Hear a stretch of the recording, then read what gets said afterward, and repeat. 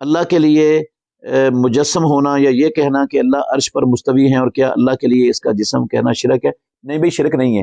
اللہ رب العالمین کا چہرہ بھی ہے، اللہ تعالیٰ کے ہاتھ بھی ہیں، اللہ تعالیٰ کا قدم بھی ہے، اللہ تعالیٰ کی پنڈلی بھی ہے، اللہ تعالیٰ دیکھتا بھی ہے، اللہ تعالیٰ سنتا بھی ہے، اللہ تعالیٰ بولتا بھی ہے۔